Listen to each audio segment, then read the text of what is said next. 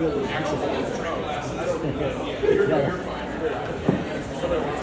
everyone, my name is Billy Davidson. Yeah, Billy! Oh, Billy!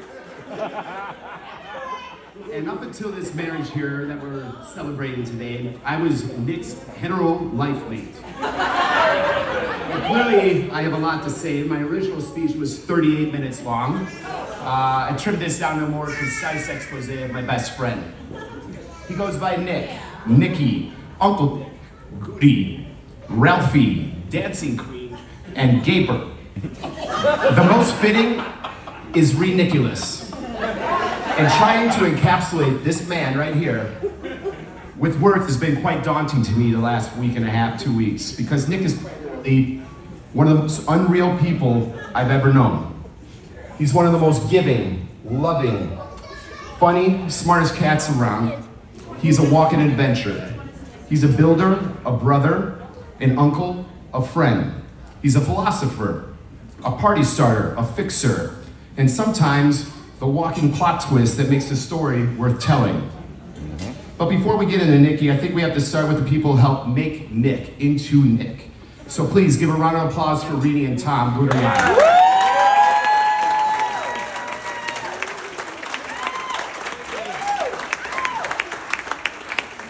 Tom is one of the smartest cats I know. If you need investment advice, go talk to Tom. And if you ever wonder where Nick got the barrel chest, the brain, and the ability to look like he could both fix a furnace and explain compound interest, that would be Tom. And Rini, well, Rini is the hostess with the mostest and a second mom to me. She's almost as hilarious as Nick, maybe sometimes more hilarious than Nicky. And she can get the party going so fast, you don't even realize you've been having a drink, eating something delicious, and telling your life story for the last 45 minutes. At the Goody House, your cup is always overflowing, literally and spiritually. You walk in as a guest and you leave as family. And I appreciate that and love you guys so much for that.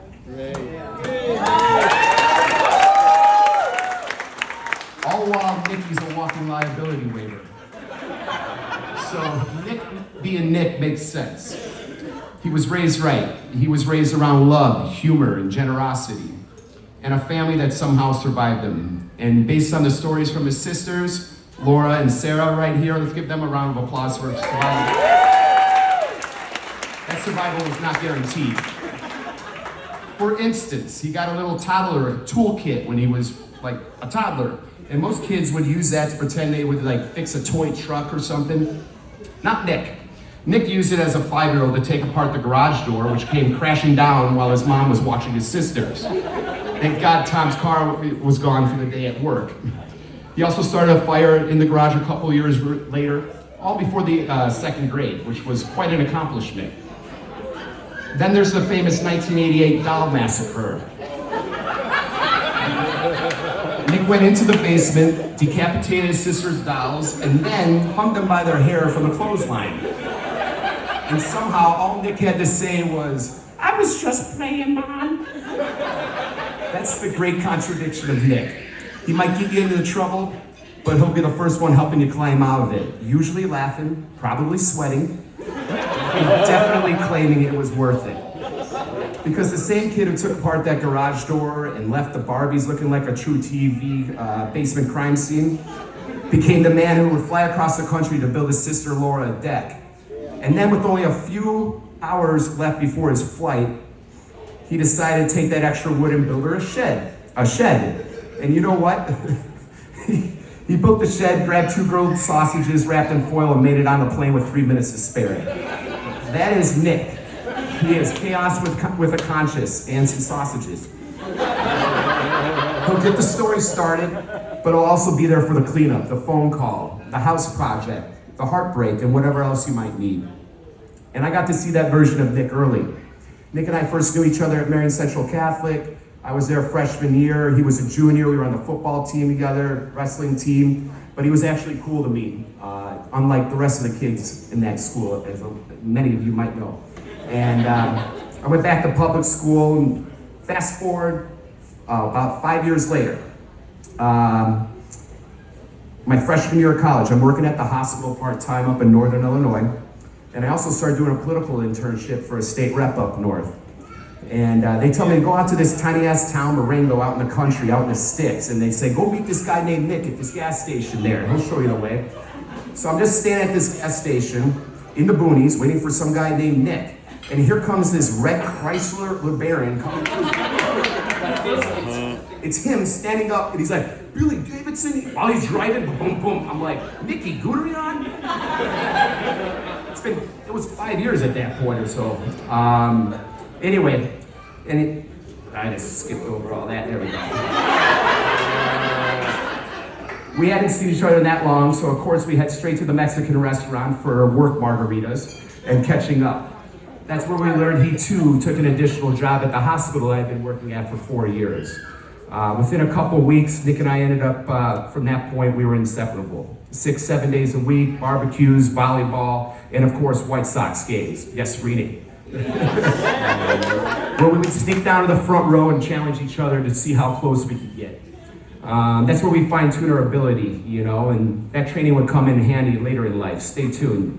Then in 2008, I was moving to California. I had a going-away party in Chicago. Nicky, being the dancing queen he is, jumped off the side of the dance stage, on beat, mind you, and blew out his ACL and knee. And as we will still say to this day, worth it. So I moved to California, and about a year later, Nick needed a break from Illinois. So I talked him into coming out to California and moving in with me. 1 block off the ocean, rooftop, fire pit, ocean view, and Hermosa Beach. It was an unreal time to be alive together. We had jam sessions on the roof with guitars, bongos, sometimes with members of Slightly Stupid, Pepper, Fortunate Youth, DJs, massive parties, like 200 people.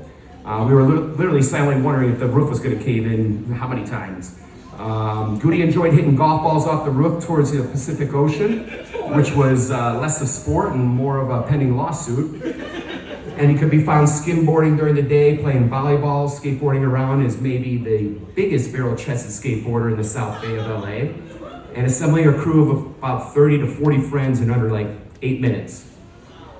Then there's a trip to South Africa with my dad, where we were in an open-air truck. A pride of lions walked right next to us at night, 7 deep, hand distance away, close enough that everyone in the truck, including the ranger, was getting religious real quick. And on that same trip, we got chased in the bush by an elephant that apparently had killed like 4 people, turned over their truck. This dude came out of the middle of nowhere, came after us. It's kind of detail we wish we had before we went on that little hiatus. Then there's Luke as well over here. Lucas is over here. Whatever. There he is. That's my spot. There we go. There's Luke pushing Nick's ass up in the top bunk freshman year like he was stowing away luggage in the overhead compartment.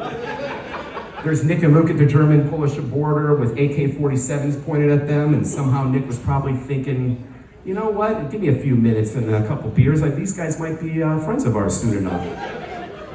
There was also a stretch where Nick worked for a review website for As Seen on TV products. He wrote it and he directed it, okay? But he started it, most definitely. Imagine Nick reviewing products like ShamWow with the authority of a man who had gone to medical school, law school, and clown college all at the same time. There's the homemade birthday cards that he still makes he would use string, crayons, little drawings, and the engineering principles that made you wonder whether he was a gifted 7-year-old or a drunk architect. There's the fact that Nick has graced the stage, actually on stage or somehow found his way front row with Dua Lipa, Dave Matthews, Cypress Hill, even literally under the stage for Pearl Jam.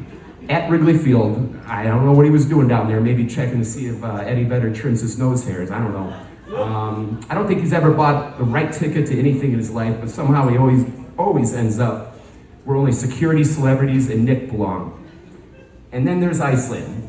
One day my phone rings and it's Nicky huffing and puffing. He's like, Billy, look at your phone. These pictures start coming through via text message.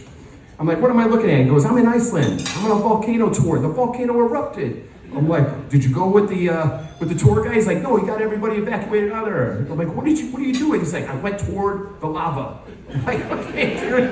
It's like, and we'll have pictures, by the way, later on up of, Gretchen and Jason and I and the sisters have some real good pictures that we're gonna put up against the wall over later on for you guys to see some of these unbelievable pictures of Nicky here.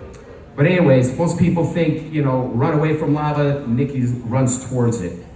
And even snowball fights. 2 years ago, we were on the backside of this huge deck in the wintertime, and these 20-something-year-olds were back there, one wearing a MAGA hat, another guy wearing a NASCAR t-shirt in the winter, threw a snowball over at us. So naturally, a 4-on-4 snowball fight erupted. 45-minute long snowball fight, right? Then all of a sudden, I'm like, what the hell's going on? Somebody's got a good arm, and Nick's on the other team. And then I could hear him yelling, trying to pump up his new militia. And he's like, hey, those guys voted for Kamala, get them!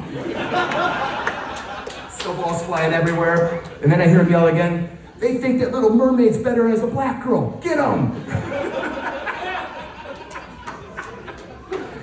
Oh, another time we went 7 deep to the granddaddy of football games of them all, the Rose Bowl. Tiny detail, we did not have tickets. There was about 7 of us, and we were content, most of us were content, on just hanging out in the parking lot, looking at the Jumbotron. We got cheap beers. Not Nick. I don't know where he was, and all of a sudden the phone rings. Billy, listen to me. Get to gate 15. Gate 15. I'm like, what? He's like, you are the head coach of the U.S. curling team. Get to gate 15. I'm like, what the hell? So we get to gate 15, and there's Nick standing with a woman with a clipboard. He sees us and goes, oh, there they are, Coach Davidson, like this way. So I walk up like I've been coaching U.S. curling for my whole life, and we get in. Then we all scatter across the stadium as soon as we get in. 10 rows up, 15 rows up, then all of a sudden I'm like, where the hell is Nick at? What the hell's going on here? Phone rings, it's him FaceTiming, and he's on the field at the Rose Bowl game, sitting next to Marcus Allen, Lynn Swan getting interviewed. Dudes are practicing their kicks. I'm like, what the heck? Who does that? Nick does that, and that is the essence of ridiculousness. Yeah. Then after all that, the Cubs win their first World Series in 108 years. He somehow makes it down to, sorry guys. And then there's Game 7 of the Cubs World Series in Cleveland. Of course, Nick had a standing room ticket. He went out to Cleveland on a whim. Once inside, he finds his way down to the front row, behind home plate, directly behind Theo Epstein, the GM of the Chicago Cubs, in front of Bill Murray, John Cusack, Eddie Vedder. And then after the Cubs win their first World Series in 108 years, he somehow makes it down underneath the stadium in Cleveland, towards the Cubs locker room. He talks to some security guy, makes some friends, looks like he owns the team, and the next thing you know, this lifelong White Sox fan is inside the Cubs locker room, spraying champagne bottles, wearing goggles, lobster tails in hand, has pictures with Kyle Schwarber in a jock strap. Just like you did, Billy! No, I didn't do any of that, man. I don't mess with that. You made that story! I don't mess with the Cubs. Excuse me, brother. Thank you so much, man. You weren't joking, man. Billy, it's amazing. We love Billy. Champagne sprayed everywhere. But seriously, I must say that there is another side of Nicky. There's the I'll be there Nick.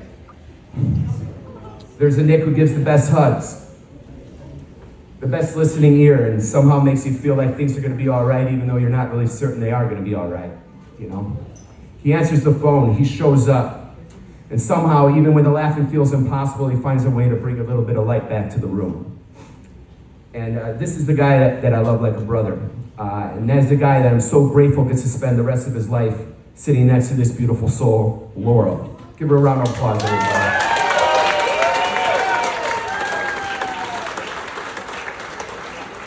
A few years ago, I was visiting Nick from Cali, and he was regularly hanging out with these fun-loving gals from Minnesota.